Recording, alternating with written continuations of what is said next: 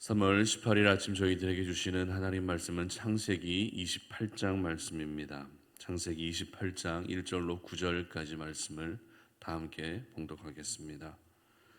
이삭이 야곱을 불러 그에게 축복하고 또 당부하여 이르되 너는 가나안 사람의 딸들 중에서 아내를 맞이하지 말고 일어나 밧단 아람으로 가서 내 외조부 부두엘의 집에 이르러 거기서 내 외삼촌 라반의 딸 중에서 아내를 맞이하라. 전능하신 하나님이 내게 복을 주시어 내가 생육하고 번성하게 하여 내가 여러 족속을 이루게 하시고 아브라함에게 허락하신 복을 내게 주시되 너와 함께 내 자손에게도 주사 하나님이 아브라함에게 주신 땅 곧 네가 거류하는 땅을 내가 차지하게 하시기를 원하노라.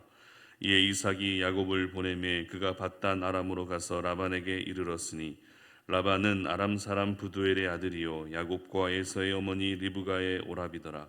에서가 본즉 이삭이 야곱에게 축복하고 그를 밧단 아람으로 보내어 거기서 아내를 맞이하게 하였고 또 그에게 축복하고 명하기를 너는 가나안 사람의 딸들 중에서 아내를 맞이하지 말라 하였고 또 야곱이 부모의 명을 따라 밧단 아람으로 갔으며 에서가 또 본즉 가나안 사람의 딸들이 그의 아버지 이삭을 기쁘게 하지 못하는지라. 이에 에서가 이스마엘에게 가서 그 본처들 외에 아브라함의 아들 이스마엘의 딸이요 느바요스의 누이인 마할랏을 아내로 맞이하였더라. 아멘. 우리의 인생은 하나님의 손에 의해 결정된다라는 제목으로 말씀 전합니다. 저희들은 살아가면서 내가 계획한 대로 일이 잘 진행되고 또 일이 잘 이루어지게 되면 어떻게 표현합니까? 일이 잘 풀린다 이렇게 표현하죠. 그렇다면 반대로 내 생각대로 내가 계획한 대로 일이 잘 진행되지 않으면 일이 잘 이루어지지 않으면 어떻게 표현합니까?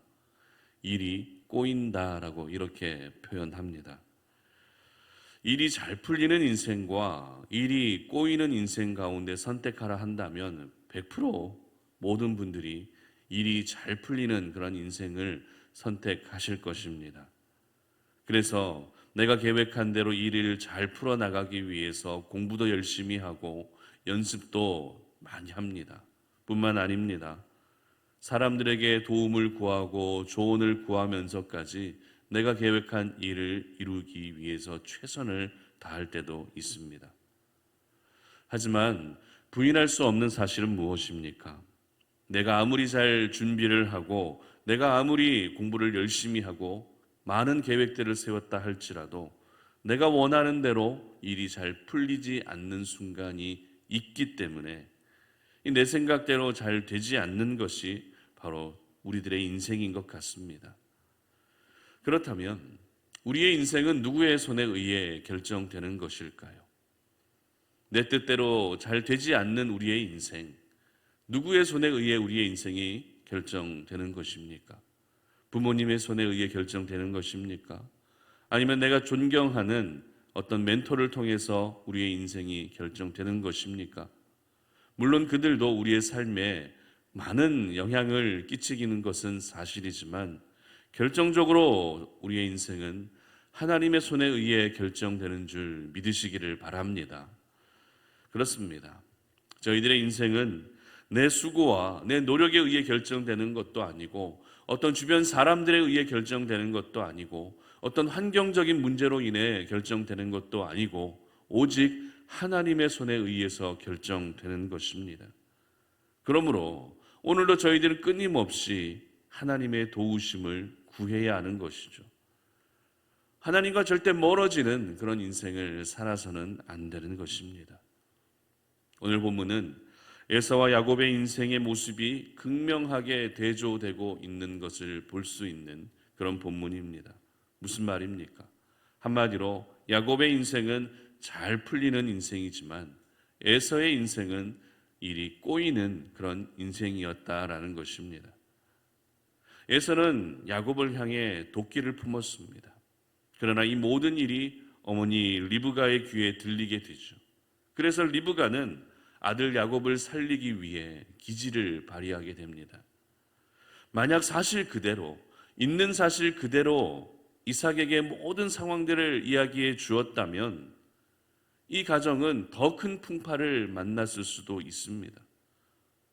또한 지금 이삭의 상태는 죽음을 얼마 남겨두고 있지 않은 그런 상태였기 때문에 굳이 말년에 근심하게 될 일을 말할 필요는 없었던 것이죠.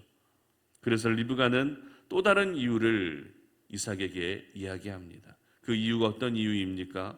야곱도 아내를 구해야 되는데 그 아내를 이방 여인에게서 취하는 것이 아니라 친족들 중에서 맞이해야 된다라고 하며 이삭의 동의를 얻어 야곱을 피신시키게 됩니다. 이 과정에서 이삭은 야곱을 향해서 진심 어린 축복을 해주게 되죠. 오늘 본문 3절과 4절입니다. 전능하신 하나님이 내게 복을 주시어 네가 생육하고 번성하게 하여 네가 여러 족속을 이루게 하시고 아브라함에게 허락하신 복을 내게 주시되 너와 함께 내 자손에게도 주사 하나님이 아브라함에게 주신 땅 곧 네가 거류하는 땅을 네가 차지하게 하시기를 원하노라. 아멘. 여러분, 이와 같은 축복을 아버지로부터 받으며 떠나는 야곱의 마음이 어땠을까요? 물론 사랑하는 가족들과 헤어져야 되는 그런 아쉬움과 슬픔의 마음도 있었겠지만 자신의 인생 가운데 하나님의 행하실 위대하고 놀라운 일들이 기대되지 않았을까요? 하나님의 일들에 대한 사모하는 마음이 분명히 생기기 시작했을 것입니다. 아버지의 진심 어린 축복을 받고 떠나는 길이었기 때문에 야곱의 마음은 슬프지만은 않았다는 것입니다. 이제 하나님의 관심과 하나님의 시선은 에서에게서 야곱으로 완전히 옮겨지게 된 것입니다. 그래서 에서로부터 죽임을 당한 위기에 있던 야곱은 그 누구도 눈치채지 못하게 자연스럽게 몸을 피신할 수 있게 되었습니다.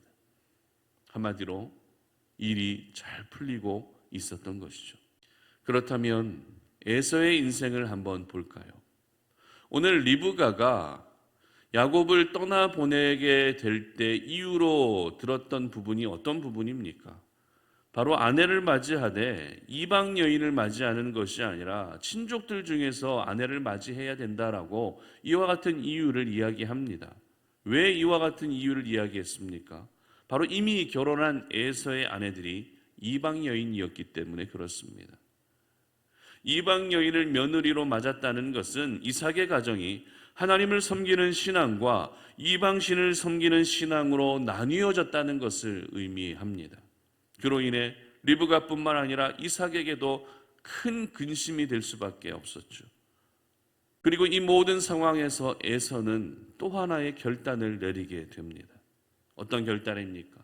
이제라도 친족 중에서 아내를 맞이해야 되겠다 생각하고 이스마엘의 후손에서 아내를 맞이하게 됩니다. 그렇다면 여러분은 이러한 에서의 모습이 어떻게 다가오십니까?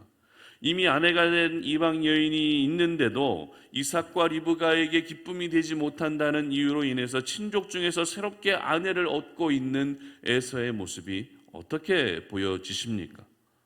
오늘 본문 9절 보시기 바랍니다. 이에 에서가 이스마엘에게 가서 그 본처들 외에 아브라함의 아들 이스마엘의 딸이요 느바요스의 누이인 마할랏을 아내로 맞이하였더라. 아멘. 자, 새로운 아내를 맞이하되 그 표현을 어떻게 하고 있습니까? 그 본처들 외에라고 이렇게 표현하고 있다는 것입니다. 다시 말해서 새로운 아내를 구하는 이삭의 시도를 오늘 성경은 긍정적으로 평가하고 있었던 것이 아니라 본처들 외에 또 다른 아내를 맞이하는 하나님이 금하셨던 일부 다처제를 지적하고 계셨다는 것입니다.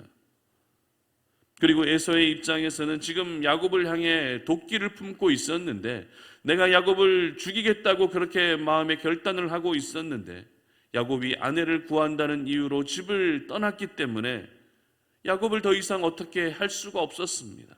야곱을 죽일 수 없었습니다. 야곱을 해할 수도 없었습니다. 다시 말해 에서의 입장에서는 일이 꼬이기 시작한 것이죠. 이처럼 오늘 본문은 에서와 야곱의 인생을 일이 잘 풀리는 인생과 일이 꼬이는 인생을 대조하며 한눈에 보여주고 있는 것입니다. 그렇다면 이렇게 한 사람은 일이 잘 풀리고 또 한 사람은 일이 꼬이게 되는 결정적인 이유가 무엇입니까? 어떤 이유로 인해 이렇게 전혀 다른 삶을 살게 되는 것입니까? 그것은 바로 하나님의 시선, 하나님의 관심이 옮겨졌기 때문입니다. 무슨 말입니까? 이제 하나님의 시선과 관심을 받던 야곱의 인생은 철저하게 하나님이 개입하고 계시기 때문에 잘 풀릴 수밖에 없었던 것이죠.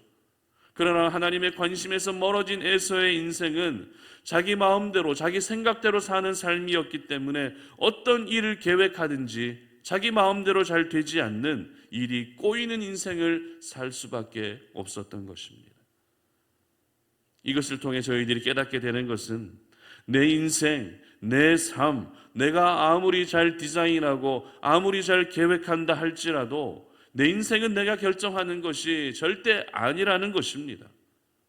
내 노력과 내 수고가 완전한 의미가 없는 것은 아니지만 우리의 인생은 철저하게 하나님의 손에 의해서 결정된다는 사실, 오늘 이 아침에 여러분 모두 기억하시기를 바랍니다.